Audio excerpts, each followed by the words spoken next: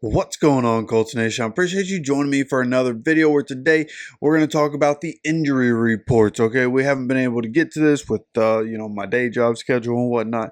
Haven't been able to talk about it, but today going to go ahead, go over both teams. Right, that's what we like to do here on this channel. Go over both teams, and starting with the Packers here, they have a defensive back, Corey Ballentine. He's on the injury report with an oblique injury, been limited each of the last 2 days. Kenny Clark also showed up with a toe injury, but he's also a limited participant in practice. You would expect that he's going to go. Edrin Cooper, a linebacker for them, he has a knee injury, and he was a full participant both days, so he's going to be good to go. Josh Jacobs, a back, but limited participant. He's probably going to be good to go. Marshawn Lloyd, another running back, has a hamstring, also limited participant. And then, of course, Jordan Love, and presumably he's going to be out, has not practiced. All indications are Jordan Love not going to be playing. And then Quay Walker, who's been on the injury report with a groin injury that popped up on Thursday. So he was a limited participant. We'll see what happens Friday. Again, because of my day job, we'll have to do the final injury update tomorrow. And tomorrow is when we're going to go ahead and stream. I have a lot of stuff saved that I want to show you guys and go over with you guys. So we're just going to do a stream tomorrow, go over the injury report, go over some other stuff that I've seen through the week on Twitter and other places, screenshots I got, whatever. So make sure you subscribe with notifications on so you get notified when any more videos. We're also going live for the game on Sunday. So if you want to come hang out during the game and be a part of that, again, hit subscribe button. Make sure you have notifications on. Come back on Sunday as well. But now going over the Colts injury report. Again, this is the first time we've talked about this injury report on this channel. And so you have Julian Blackmon, Deforest Buckner, Kwity Paye, all on the injury report, all have not practiced this week. So when you see the thumbnail of this video and it says concerning injury report, brother, it's concerning. Now, the saving grace of it all is that we're going up against Malik Willis, presumably, right? So, and then what his backup is Sean Clifford, I believe. So we should be okay. We should be okay. But after what happened in week one with the rush defense and not being able to stop a nosebleed, is Josh Jacobs going to be able to do the same thing? Because the Packers, I don't think they have a stellar offensive line, but they're not terrible either. They have a pretty middle of the pack offensive line. So I think if Deforest Buckner's out there and they can just double Grover on the inside the whole game, and then you have Taven Bryan on the inside, it's going to be a problem. It's going to be a problem. And if we can't stop Josh Jacobs, all it takes is, one turnover by the offense, or a turnover on downs, going for it on fourth down and not getting it. And all of a sudden, and we can't stop the run. Boom, they score 2 touchdowns in a row just because Josh Jacobs is eating yards, just like Joe Mixon did. So that's what concerns me. And Julian Blackmon's not going to be there as backup.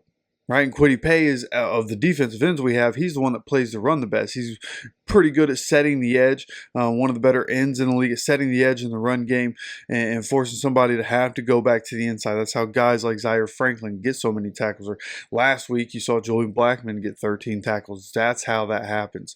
It's because of guys like Kwity Paye. So the defensive line and safety taking a hit coming into this game makes things very worrisome. But something that helps, as long as we score enough points, we'll be okay.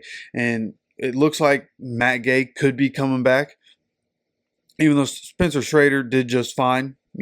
Did what he needed to do, and when he had his opportunity, it always went through. So good job by Spencer Schrader, but it does appear that Matt Gay is going to come back if we need him in a clutch situation. But also Josh Downs, who has been only limited over the last 2 days in practice. So nothing's guaranteed, but all things that I'm seeing, everything I've seen, it seems like Josh Downs probably going to end up playing. So that's what we're looking forward to, having him back in the lineup, and that makes us more dynamic, right? Obviously, with Alec Pierce on the field, we're able to be dynamic. But then you have Pitt and AD. If AD had gotten the ball, he might have had a historic debut for rookie wide receivers. So, the guys that we had playing are good. But Josh Downs has been in the system. Josh Downs knows what he's doing. This role in Shane Steichen's offense, that slot role, is tailor-made for Josh Downs, and he's going to excel at it. So having him back is going to be huge, and I think it's going to help our offense. Obviously, going to help AR. It's going to help his completion percentage. Obviously, AR this week is going to have to hit those passes, right? But he's also not going to have people slipping, right? Ended up finding out that there were a few different plays. It was Dan Orlovsky that had put some stuff on Twitter about like different plays where AR could have hit, but there were different people slipping, right? The Kylan Granson, if he doesn't slip, that ball hits him in the face. I think A.D. Mitchell on one of his routes, I don't know if it was one of the wide open ones, but on one of his routes, he slipped, or else it would have been, oh no, it wasn't. It was on a comeback. And if AD doesn't slip out of his break, that ball's in perfect placement.